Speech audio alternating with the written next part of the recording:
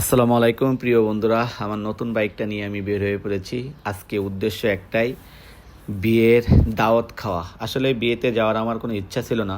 যখন শুনি তাদের লাভ ম্যারেজ, তারা একে অপরের সাথে সম্পর্ক করে বিয়ে করছে, তখনই আমার একটু আগ্রহ হয় যে আসলে ভালোবাসা পূর্ণতা পাইলে তাদের মুখের হাসি এবং তাদের জুটিরা যে কতটা সুন্দর হয় এটা দেখার জন্য।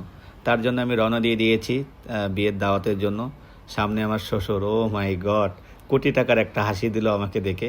তো আমার জীবনের 80%, 70% যেটাই বলেন, সফলতা আমার শ্বশুর আমাকে সাপোর্ট দেওয়ার জন্য। যাই হোক, তার জন্য আমার শ্বশুর আব্বাজানকে অসংখ্য ধন্যবাদ এবং তার কাছে আমি অনেক ঋণী। তো আমরা ফাইনালি বিয়ের দাওয়াতের যেখানে খাওয়া দাওয়া, সেখানে ঢোকার একটু চেষ্টা করছি। আমি তো ঢুকেই গেছি, দেখতেছি আসলে এই খাওয়ার পরিবেশটা কেমন। যাই হোক, মোটামুটি অনেক সুন্দর পরিবেশ, শুধু খাউন আর খাউন।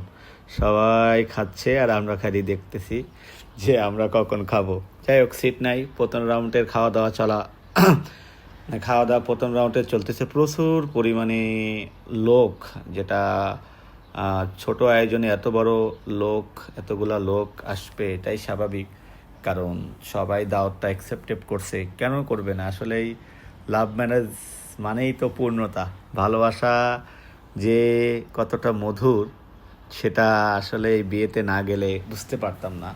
তো বিশেষ করে হাজবেন্ড এবং ওয়াইফ, তাদেরকে দেখলে অবশ্যই বুঝতে পারবেন। তো তাদেরকে সামনে নিয়ে আসতেছি, আপনারা হাজবেন্ড ওয়াইফটাকে দেখেন। এই যে দেখেন, এই হলো হাজবেন্ড আর এটা ওয়াইফ। হাজবেন্ড ওয়াইফ এই জুটিটা যে কেমন হয়েছে অবশ্যই আপনারা কমেন্ট করে বলবেন। তারা একে অপরকে অনেক ভালোবাসে। দেখেন, ভালোবাসা এমনই একটা জিনিস যে কালো হোক, সাদা হোক এবং প্রতিবন্ধী হোক, কিছুই কোনো সমস্যা নেই। ভালোবাসাটা এমনই, ভালোবাসা শুধুমাত্র মন থেকে হয়। দেখেন, বউটা কি সুন্দর সাজুগুজু করেছে। আমাদের হাজবেন্ডটাও কিন্তু অনেক সুন্দর, ছেলে এবং বউ অনেক সুন্দর।